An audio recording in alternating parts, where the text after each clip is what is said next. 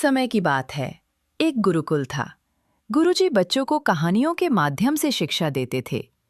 आज गुरुजी महर्षि दधीची की कहानी सुना रहे थे। प्राचीन काल में, जब देवताओं और राक्षसों के बीच महान युद्ध हो रहा था, राक्षसों ने काली जादुई शक्तियों का उपयोग करके युद्ध भूमि पर प्रभुत्व प्राप्त कर लिया। देवताओं के अस्त्र शस्त्र छीन लिए गए और वे असुरक्षित तथा हताश हो गए। भयभीत देवताओं ने सुरक्षा की याचना के लिए ऋषि महर्षि दधीची के पास मदद मांगी।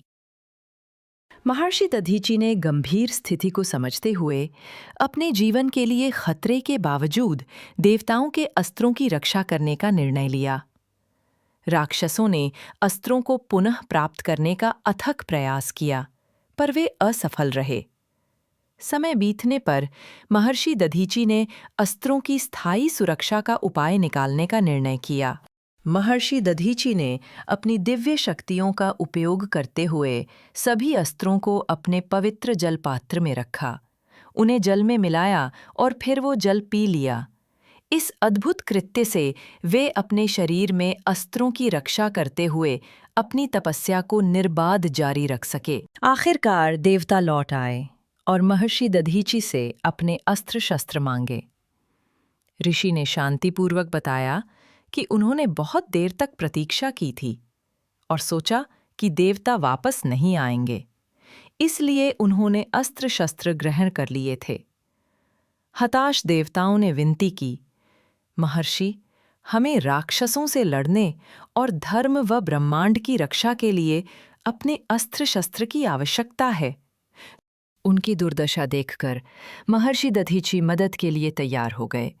उन्होंने बताया कि ये अस्त्र अब उनकी हड्डियों का हिस्सा बन गए हैं और इन्हें प्राप्त करने का एकमात्र उपाय उनकी मृत्यु है। देवता महान ऋषि की हत्या के विचार से भयभीत हो गए और इनकार कर दिया। महर्षि दधीची ने तब अग्नि उत्पन्न की, उसमें प्रवेश किया और अपने शरीर को भस्म कर दिया। देवता उनके निस्वार्थ कार्य से चकित हो गए। उसी समय भगवान ब्रह्मा प्रकट हुए और उन्होंने दधीची की हड्डियों को शक्तिशाली अस्त्रों में बदल दिया। इस महान बलिदान से देवताओं को शक्तिशाली अस्त्र प्राप्त हुए, जिनसे उन्होंने राक्षसों और वृत्रासुर को पराजित किया। महर्षि दधीची की कथा परम त्याग और निस्वार्थता का शाश्वत उदाहरण है। धर्म और सर्वहित की रक्षा के लिए अपने प्राणों की आहुति देने की उनकी इच्छा को हिंदू पौराणिक कथाओं में सदाचार और वीरता के प्रतीक के रूप में याद किया जाता है। उनकी विरासत आज भी हमें उदारता, त्याग और धर्म के प्रति अटूट प्रतिबद्धता के मूल्यों की प्रेरणा देती है।